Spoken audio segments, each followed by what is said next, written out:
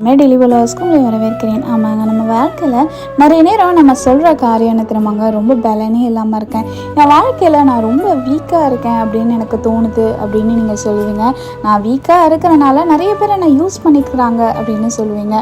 இன்னும் சில பேர் வியாதியாக அவங்களுக்கு இருந்தாங்கன்னா, ஏன் நீங்கள் ரொம்ப டயர்டாக இருக்கீங்க, ஏன் ரொம்ப சோர்ந்து போயிருக்கீங்கன்னு கேட்டால் எனக்கு பலனே இல்லை அப்படின்னு நம்ம சொல்லுவோம். இன்னும் வாழ்க்கையில் ரொம்ப அதிகமான போராட்டம் இருக்கும்போது நம்ம ரொம்ப டயர்டாக ரொம்ப உலகமே இடிஞ்சு போன மாதிரி நம்ம ரொம்ப ஃபீல் பண்ணுவோம். பவுல் ஒரு இடத்துல ரொம்ப அழகாக சொல்லுவார். பிலிப்பியர் 4:13 என்னை பலப்படுத்துகிற கிறிஸ்துவினால் எல்லாவற்றையும் செய்ய எனக்கு பலன் உண்டு. அங்கே நம்ம டயர்டாக இருக்கிறனாலையோ, வியாதியில் இருக்கிறனாலையோ, இல்லை பிரச்சனை போராட்டத்தில் இருக்கிறனால அடுத்த காலம் என்ன பண்ணணுன்னே நமக்கு தெரியாது. ரொம்ப சோர்ந்து போய் என்ன பண்ணணும்னு தெரியாமல் ஒரு இடத்துல உட்காந்துட்டு இருப்போம்.